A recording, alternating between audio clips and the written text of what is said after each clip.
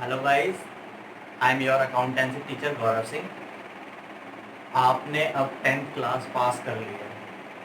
Result आ जाएगा बच्चों का कुछ दिनों में, और आपने सोचा कि आप लोग कॉमर्स लेंगे। कॉमर्स का सबसे जो इम्पोर्टेंट सब्जेक्ट है वो है हमारा अकाउंटेंसी। ठीक है।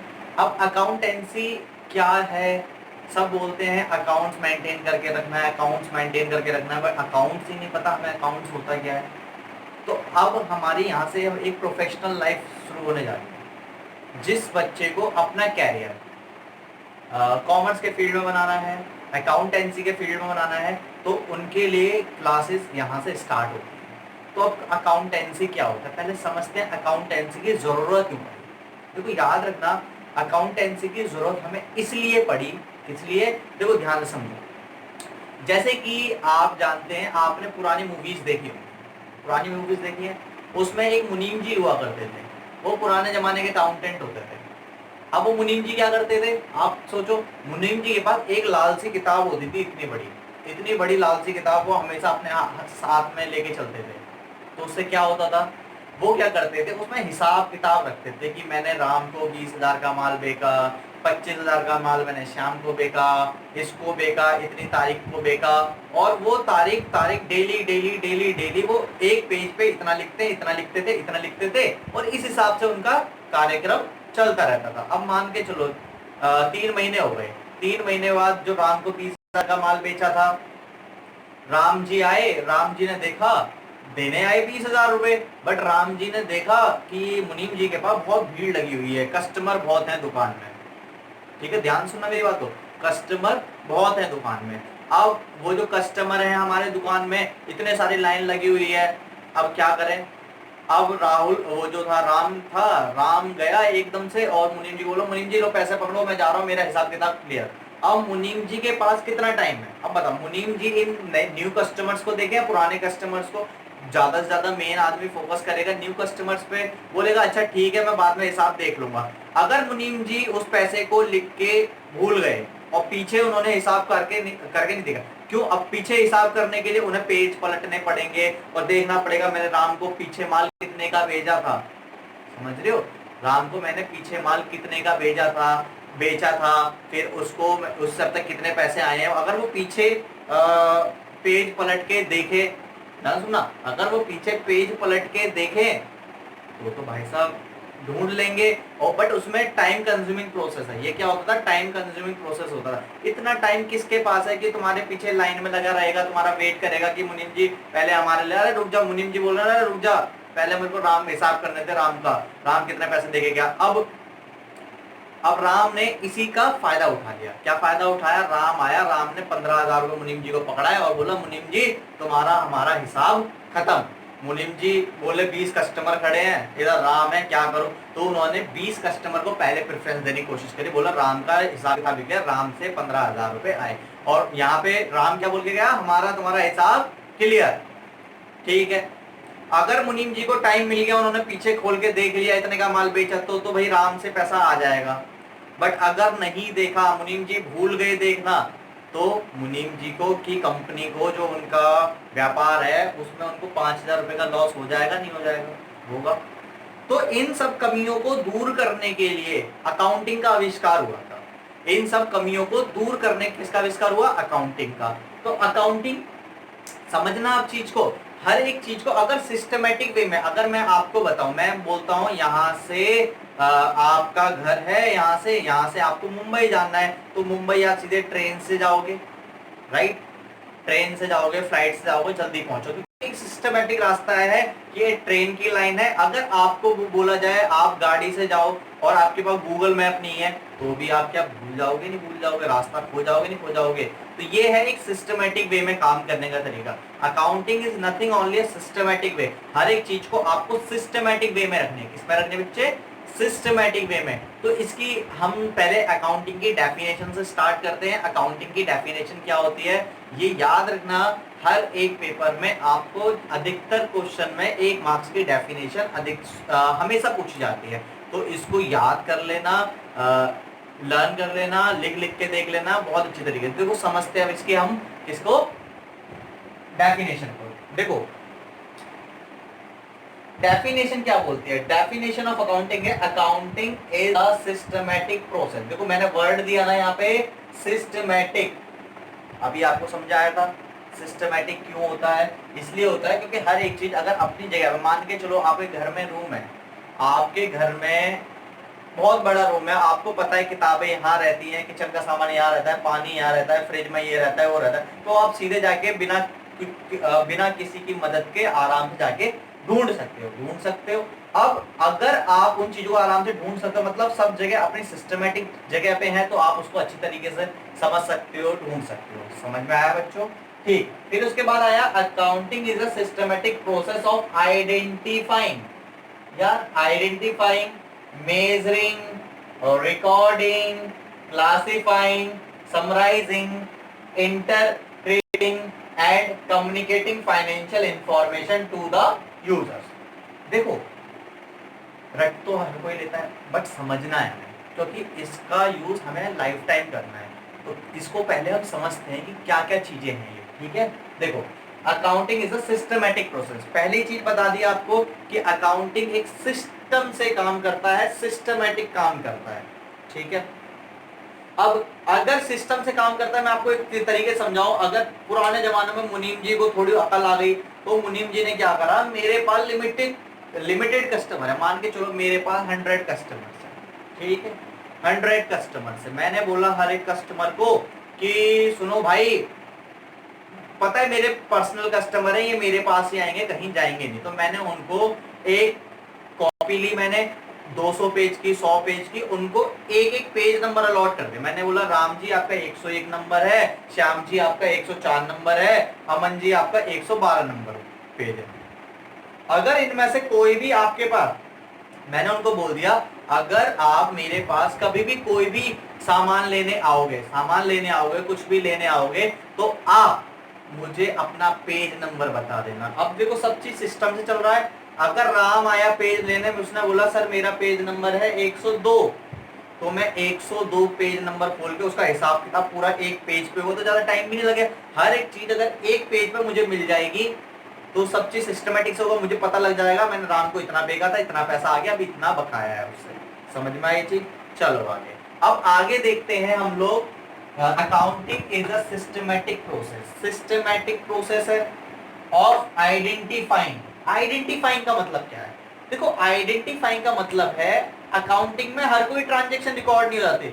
अकाउंटिंग में आप हर कोई ट्रांजेक्शन को रिकॉर्ड नहीं कर सकते। कैसे? मैंने बोला मेरे पास 5 मंजिल की बिल्डिंग है, 5 मंजिल की बिल्डिंग है, तो मैं इसे अकाउंटिंग में रिकॉर्ड कर लूंगा? नहीं।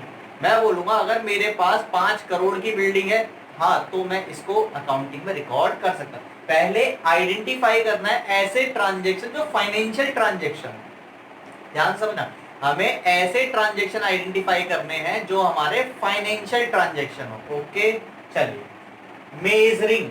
अरे मेजरिंग का क्या मतलब है? देखो मेजरिंग का मतलब इन टर्म्स ऑफ मनी, हम ऐसे ट्रांजेक्शन रिकॉर्ड कर सकते हैं जिनको हमें मनी में मेजर कर सकते हैं। जैसे मैंने बोला 5 किलो आटा ले आओ, अब 5 किलो आटे को तो मैं इसमें रिकॉर्ड नहीं करूंगा, मैं रिकॉर्ड करूंगा 5 किलो आटा आया, जो भी समथिंग 100 रुपए का आया, 200 रुपए का आया, तो मैं रुपए जो पैसा अमाउंट है मैं उसे रिकॉर्ड करता हूं। समझ में आया? चलिए, एंड रिकॉर्डिंग, फिर उसको रिकॉर्ड कर लेना। रिकॉर्ड कैसे करते हैं आप सब जानते हैं। हमारी अकाउंटिंग की जो लैंग्वेज है वो है जर्नल एंट्री। जैसे हम लोग, आप लोग हिंदी में बात करते हैं, कोई इंग्लिश में बात करता है, कोई उर्दू में बात करता है, कोई मलयालम में बात करता है, तेलुगु में बात करता है, ये सब इनकी लैंग्वेज है। तो सेम ऐसे ही हमारी अकाउंटिंग की जो लैंग्वेज है वो हमारी जर्नल एंट्री है। क्या है बच्चों? Journal entry. जरा ध्यान से समझना है इसको। जर्नल एंट्री क्या होता है वो आगे वाली क्लासों में सीखेंगे, कैसे सीखेंगे, तो फोकस करेंगे उसके ऊपर। ओके, चलिए रिकॉर्डिंग। क्लासिफाइंग, ये वर्ड आया बच्चों क्लासिफाइंग। देखो मैंने measuring in terms of money, ठीक है। Recording, record the transaction, transaction को क्या करना है बच्चों? रिकॉर्ड करना है। क्लासिफाइंग, क्लासिफाइंग का मतलब है grouping of transaction, grouping of transaction to ledger, ledger में ट्रांसफर करने के लिए। जैसे ग्रुपिंग का मतलब होता है मैंने सब ऐसे ट्रांजेक्शन, ऐसी जनरल एंट्री को उठाना है जहां पर मेरे राम का नाम आया है, फिर उनका राम का मैंने एक ग्रुप बना देना कि राम को मैंने इतना लिया दिया, तो उसको बोलते बेटा राम की एक ही इंफॉर्मेशन जो एक पेज पे हमने ट्रांसफर कर दी थी is known as ledger. Ledger क्या बोलते हैं बेटा उसे? लेजर। आई बात समझ में? अभी सीखेंगे लेजर क्या होता है, अब बताएंगे। बहुत सारे डाउट बच्चों के मन में आ रहे होंगे तो आगे वाली क्लासों में आपको समझ में आएंगे। ठीक है, तो आगे फोकस करते हैं।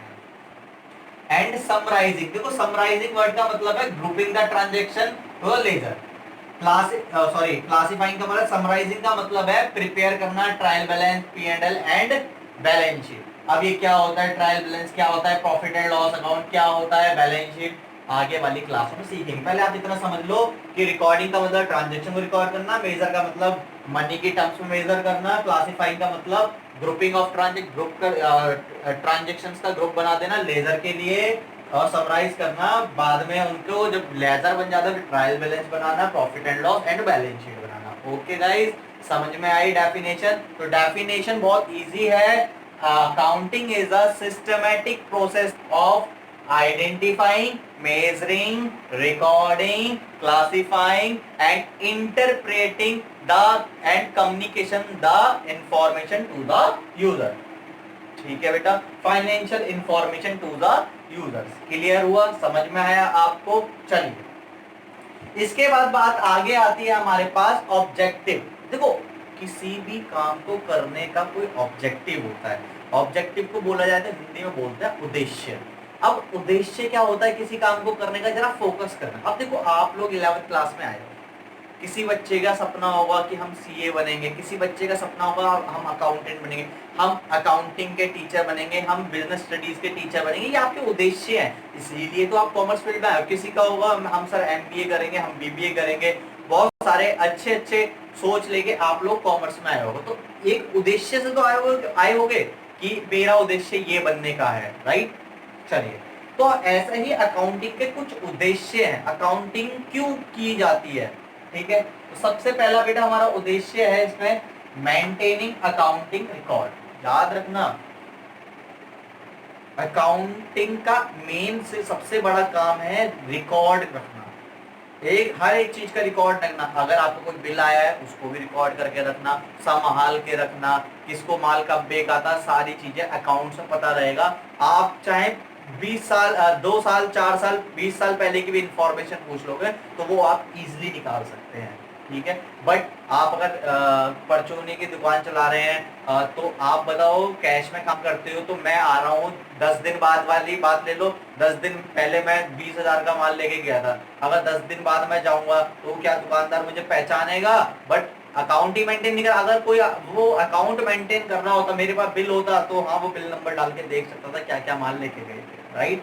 तो ये क्या बेटा मेंटेन करता है? Maintaining accounting records. Okay, determining profit and loss. Second है हमारा डिटरमाइनिंग प्रॉफिट एंड लॉस। हर एक आदमी, अब आप खुद सोचो, हर एक आदमी चाहता है अगर मैं बिजनेस कर रहा हूँ तो मैं जांचना चाहता हूँ कि मेरे को प्रॉफिट हुआ या लॉस हुआ। अब प्रॉफिट हुआ या लॉस हुआ। अब प्रॉफिट कैसे हुआ, लॉस कैसे हुआ, ध्यान से समझना। मैं बिजनेस कर रहा हूँ, मैंने पापा से 1 लाख रुपए लेके बिजनेस में लगा दिए, बिजनेस बड़े चल रहा है। फिर साल का अंत हुआ तो मेरे पापा ने पूछा कि बेटा कितना रुपए कमाया तुमने? 1 लाख से। मैंने बोला पापा 1 लाख से मैंने 50,000 रुपए कमा दिए और 1 लाख आपका सेफ है। समझ में आई बात? तो वो जो एक्स्ट्रा प्रॉफिट कमाया है नोन एज प्रॉफिट। समझ में आई बच्चों? क्लियर? आ जाइए। सेम इसके बाद डिटरमाइनिंग फाइनेंशियल पोजीशन। देखो, आज की डेट में किसी भी ऑर्गेनाइजेशन की जो स्थिति बताई जाती है कि इस ऑर्गेनाइजेशन, आप खुद बताओ, आपके पापा हैं, आपके पास आपके पापा के पास घर है, गाड़ी है, जमीन है, ज्वेलरी है, ये आपकी फाइनेंशियल पोजीशन को बताता है कि आपकी पैसों से स्थिति बहुत अच्छी है। सेम ऐसे ही फाइनेंशियल पोजीशन कंपनी की बताई जाती है। कंपनी के पास कितनी एसेट्स है, कितनी लायबिलिटीज है, सब चीज। अब ये बच्चे बोल रहे हो सर एसेट्स क्या होता है, लायबिलिटीज क्या होता है, इसके आगे वाली वीडियो में मैं आपको बहुत डिटेल में इसको समझाऊंगा। तो मैं केवल आज अकाउंटिंग की डेफिनेशन और ऑब्जेक्टिव पढ़ाऊंगा। एडवांटेज डिसएडवांटेज के लिए मैं इम्पोर्टेंट पढ़ा दूंगा अभी। इसके बाद एक और क्लास या इसी क्लास में देखते हैं, अगर कवर अप हो गया इसी क्लास में कवर अप कर लेंगे एडवांटेज डिसएडवांटेज। ठीक है, तो नेक्स्ट वाली क्लास में आपको बहुत इंटरेस्टिंग लगेगा। अभी तो बोरिंग सा भी लग रहा होगा आप लोगों को, बट बोरिंग करने की जरूरत नहीं है। थोड़ा इंजॉय लेके पढ़ो। और देखो तुम्हारे लिए हम लोग मेहनत कर रहे हैं, तो शेयर एंड सब्सक्राइब का बटन तो तुम दबा ही सकते हो, और अपने फ्रेंड्स के साथ इसको क्या करोगे, शेयर करोगे। ध्यान रखना, जितने ज्यादा बंदों के साथ शेयर करोगे तो उतने ज्यादा अच्छे व्यूज आएंगे, लाइक आएंगे, तो मैं खुद मोटिवेट होऊंगा कि आप लोगों को मैं फ्री में पढ़ा सकूं। ठीक है, तो आप टेंशन मत लो, आप बस शेयर करो, सब्सक्राइब करो एंड लाइक करो। और साथ में जो बेल का आइकन आता है ना, उसे जरूर जब दबा लेना। क्यों? अगर उसे आप ढंग से दबा लोगे ना, तो जैसे ही मैं वीडियो डालूंगा आपके पास नोटिफिकेशन पहुंच जाएगा, तो आप उसको खोल के पढ़ सकते हो। समझ में आई बात? तो इसलिए तो आगे देखते हैं बेटा। इसके बाद हमारा फोर्थ पॉइंट है फैसिलिटेटिंग मैनेजमेंट। अब कैसे? देखो, फैसिलिटेट मैनेजमेंट का मतलब है कि अगर कोई बंदा है, मान के ध्यान समझना, हमारी कंपनी में पिछले पास रिकॉर्ड्स रखा हुआ है, प्रॉफिट एंड लॉस कितना हुआ, प्रॉफिट ये सब चीज कितना हुआ, क्या हुआ, अब ये सारी चीज रिकॉर्ड मेरे पास है। अगर कोई हमारा मैनेजमेंट है, उस मैनेजमेंट को क्या करना है, कोई डिसीजन लेना है, डिसीजन लेना है रिगार्डिंग कि कोई एसेट्स खरीदे नहीं खरीदे, इसको माल बेचे नहीं बेचे। मेरा कोई क्रेडिटर था, पिछले साल का पैसा नहीं दिया, दोबारा आ गया माल, सॉरी डेटर था मेरा कोई, मैंने उसको माल बेचा बट वो पैसा दे के ही नहीं गया पिछले साल का, और इस साल दोबारा और आ गया। तो मैं पिछले रिकॉर्ड देखूंगा कि इसका पूरा अमाउंट क्लियर है या नहीं क्लियर। तो ये मुझे हेल्प करता है किसी भी डिसीजन को लेने के लिए मैनेजमेंट को। Providing accounting information to user, users को अकाउंटिंग इंफॉर्मेशन प्रोवाइड करना, यूजर्स को अकाउंटिंग इंफॉर्मेशन प्रोवाइड करना। जैसे कोई बंदा है, वो चाहता है मेरी कंपनी में पैसा लगाना चाहता है, जैसे आपने शेयर मार्केट का नाम सुना होगा, तो जो शेयर मार्केट में लोग पैसा लगाते हैं, वो कैसे लगाते हैं, वो पहले उस कंपनी में जाके स्टडी करते हैं, कंपनी के एसेट्स है, लाइबिलिटीज है, कोई लोन तो नहीं है। खुद सोचो, किसी बंदे के पास लोन है, अगर वो आपसे पैसा मांगने आ जाए, क्या आप दोगे? नहीं दोगे। तो यही सेम चीजें हमारे साथ अकाउंटिंग होते हैं। बहुत सारी चीजें आपको इंटरेस्टिंग सीखने को मिलेगी, तो आप बने रहिए मेरे साथ, आप इन सब चीजों को नोट कर लीजिए। ठीक है, जल्दी से आप नोट कर लीजिए।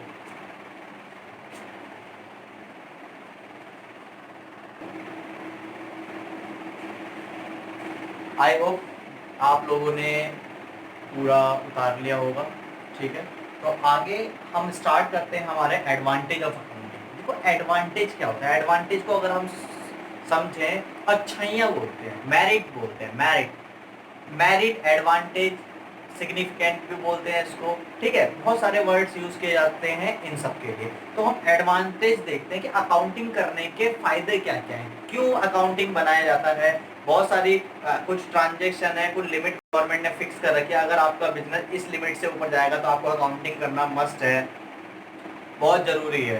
तो ठीक है, समझते हैं इसके। देखो, अकाउंटिंग का फर्स्ट एडवांटेज है फाइनेंशियल इंफॉर्मेशन अबाउट बिजनेस। अब खुद बताओ, देखो, फाइनेंशियल इंफॉर्मेशन अबाउट बिजनेस, अगर मैं हूं, मेरे पास मशीन है, मशीन की वैल्यू में आज कितने की है, मैंने 1 लाख की खरीदी थी, 4 साल यूज कर ली, तो आज इसकी वैल्यू मान के चलो 60,000 रुपए की है, 50,000 रुपए की है। तो वो वैल्यू मुझे पता लग रहा है या नहीं पता लग रहा? किससे पता लग रहा है?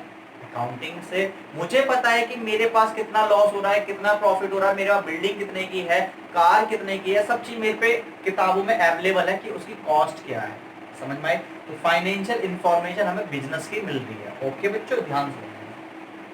Assistant to management, assistant to management का काम मतलब क्या है? देखो, अकाउंटिंग की इंफॉर्मेशन हमारे पास अवेलेबल है, कोई मैनेजमेंट को अगर कोई डिसीजन लेना है रिगार्डिंग कोई एसेट्स खरीदनी है, कहीं प्लांट लगाना है, कोई गुड्स खरीदना है, कोई एम्प्लॉयज को सैलरी वगैरह देनी है, तो ये हमारे पास इंफॉर्मेशन अवेलेबल है। तो इनकी हेल्प से मैनेजमेंट क्या कर सकती है, आगे अपने काम को बढ़ा सकती है, डिसीजन मेकिंग ले कर सकती है।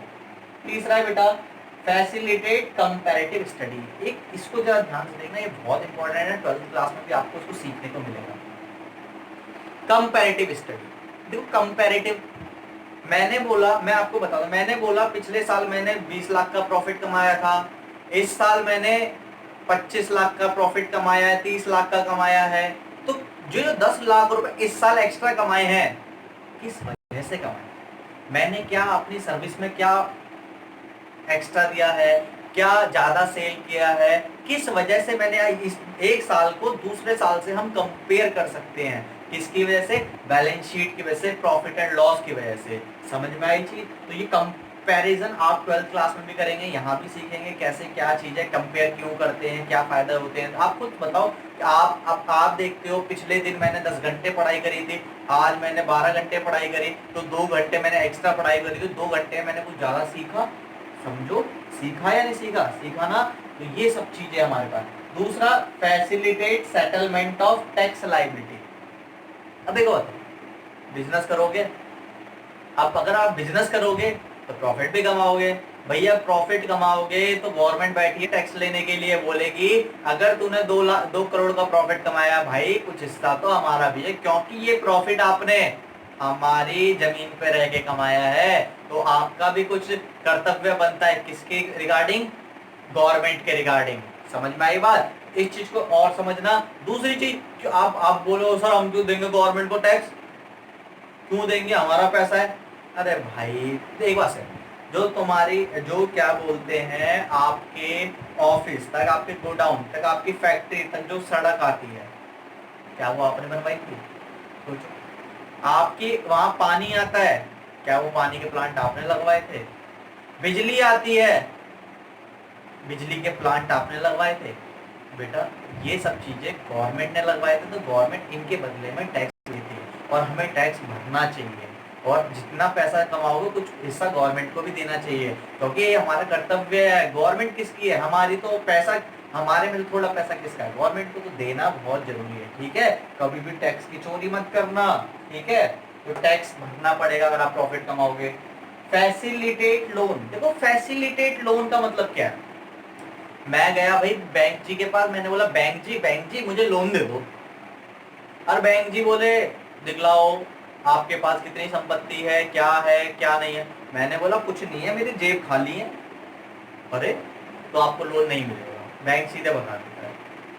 अब कंपनी अगर जाएगी लोन लेने के लिए तो कंपनी से पूछेगा बताओ आपके पास क्या है, तो कंपनी बोलेगी हमारे पास एसेट्स है, हमारे पास प्लांट है, हमारे पास लैंड है, हमारे पास ये है वगैरह वगैरह बहुत सारी चीज। तो उसके बेसिस पे कंपनी को लोन मिल जाता है। तो किसकी वजह से मिला, कैसे दिखलाया? अकाउंटिंग में तो दिखलाया। कंपनी आके तो सर्वे किया नहीं होगा, उसने अकाउंटिंग में देखा, बैलेंस शीट में देखा हो, क्योंकि बैलेंस शीट में सीए अप्रूव करता है, तब जाके बैलेंस शीट वहां पे जाती है। समझ में आई बात? तो सीए कौन है? गवर्नमेंट का एक ऑफिसर होता है जो गवर्नमेंट के बिहाफ पे काम करता है कि ये काम इस बंदे ने सही तरीके से किया है या नहीं किया तो आप इसका सही करवाएं और जब जाके आगे प्रोवाइड करें। Okay, evidence in court. Evidence in court क्या है? एविडेंस, यार हम लोग जानते हैं जो एविडेंस होता है हमारे लिए एक तरीके का सबूत होता है। क्या होते हैं? सबूत। अब सबूत, अब मान के चलो किसी बंदे ने कोर्ट में केस कर दिया, बोला कि ये है, अब कोर्ट में कर दिया केस।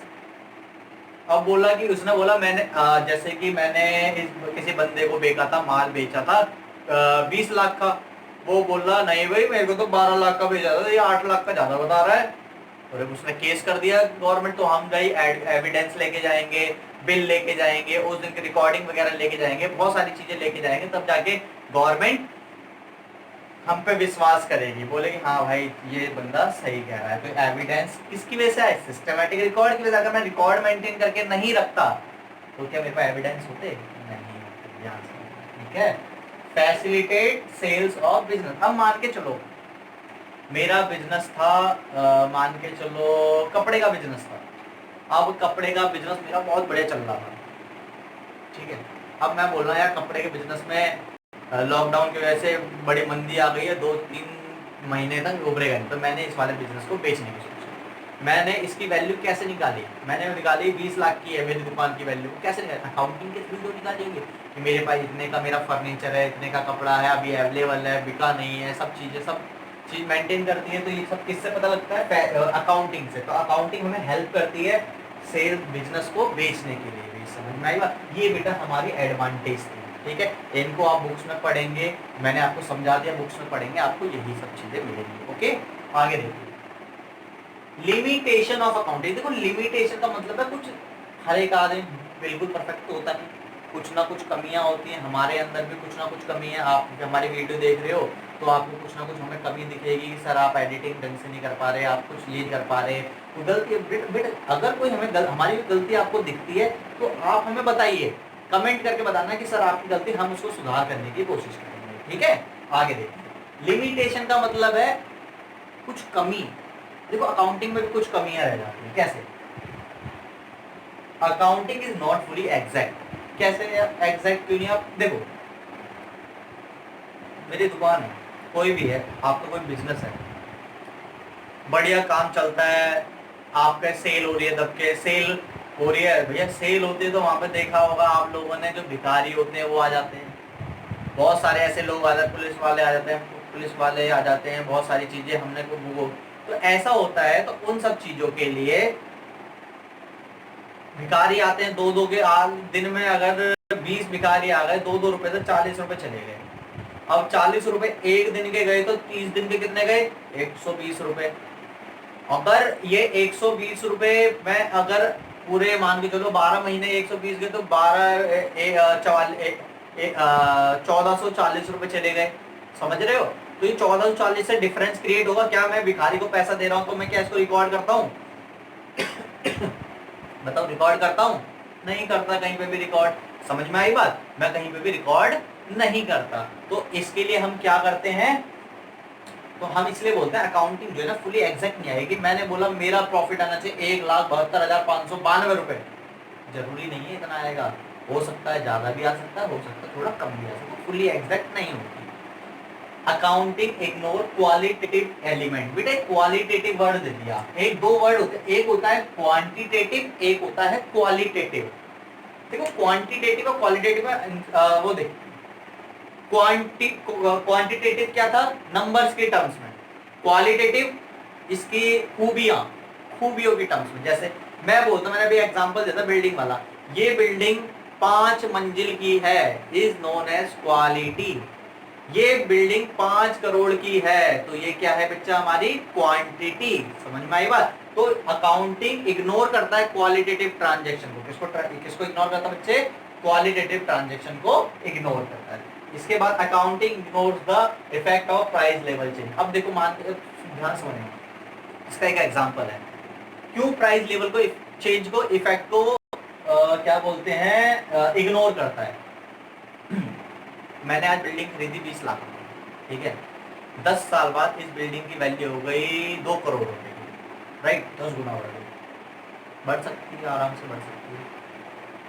तो जब ये 2 करोड़ की हो गई तो मैंने उसको अकाउंटिंग में 20 लाख की दिखलाऊंगा, 2 करोड़ की दिखलाऊंगा। सोचो, दिमाग लगाओ थोड़ा सा। मैं पानी पी लेता हूँ जब तक।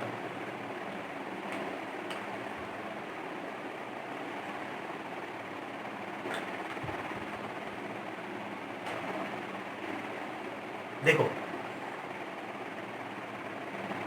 2 करोड़ की हो गई बिल्डिंग, खरीदी थी 20 लाख में, तो आप उसे 20 लाख की ही दिखलाएंगे, 2 करोड़ की नहीं दिखलाएंगे। 2 करोड़ की मेरे लिए वो जब होगी जब मैं उसे सेल करूंगा। तो जो प्राइस लेवल इफेक्ट है उसको हम इग्नोर करते हैं। ऑलवेज याद रखना, बिल्डिंग अगर कोई भी एसेट्स हम खरीदते हैं उसे हमेशा अपनी ओरिजिनल कॉस्ट पे दिखाते हैं। चाहे उसकी वैल्यू घट जाए तो माइनस करते हैं कुछ एसेट्स में, अगर बढ़ती है तो उसको इग्नोर करते हैं, राइट? ध्यान से समझना इसको। अकाउंटिंग में लीड्स टू विंडो ड्रेसिंग। यार विंडो ड्रेसिंग का मतलब है, तो विंडो ड्रेसिंग का मतलब होता है जैसे कि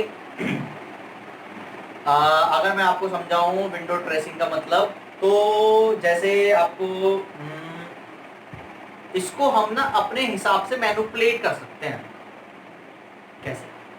अब मैं हूं सीए, मेरे भाई का दोस्त है, गवर्नमेंट को थोड़ी पता नहीं, तो मैंने उनको कुछ पैसे दे के कुछ करके मैंने उनसे क्या करा लिया? चेंज करवा लिया। मैंने बोला थोड़ा सा टैक्स में कम देना चाहता हूँ, इस बार ज़्यादा खर्चा हो गया, पैसे नहीं है, ये नहीं है, वो नहीं है, तो उन्होंने इसको मैनिपुलेट कर दिया। क्या कर दिया? मैनिपुलेट कर दिया। तो manipulate is known as window dressing. Change कर दिया, खर्चे ज़्यादा दिखला, एक्चुअल में खर्चे हुए नहीं थे, बिल खरीद लिए, बिल से खर्चे दिखला दिए, तो ये क्या होती है बच्चे? Window dressing. समझ में आई बात? तो आपने आज क्या क्या सीखा? एक तो आपने अकाउंटिंग की डेफिनेशन सीखी, समझ में आई बात? फिर आपने उसके बारे में ऑब्जेक्टिव देखे उसके, फिर उसके बाद आपने एडवांटेज फिर डिसएडवांटेज देखा, ठीक है?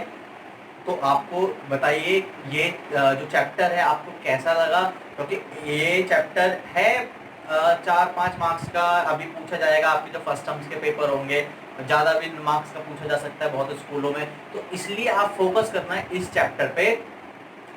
ये तो बहुत जरूरी है। एडवांटेज डिसएडवांटेज तो आता ही आता है, बहुत अधिकतर केस में 99% केस में हर एक स्कूल देता है। तो इसलिए अगर आपको मेरा वीडियो अच्छा लगा तो आप अपने फ्रेंड्स को भी इसको शेयर करें और मेरे चैनल को सब्सक्राइब करें, और उस घंटी को बजाना मत भूलना। अगर आप इस घंटी को बजाना भूल गए तो मेरी, अगर मैं कोई वीडियो बना के यूट्यूब पे डालता हूँ तो उसका नोटिफिकेशन आपको नहीं मिलेगा। तो इसलिए उसको जाके आज ही सब्सक्राइब करें, अभी सब्सक्राइब करें और लाइक बटन जरूर दबाना। आप कमेंट करना आपको मेरा वीडियो कैसा लगा। Okay bye.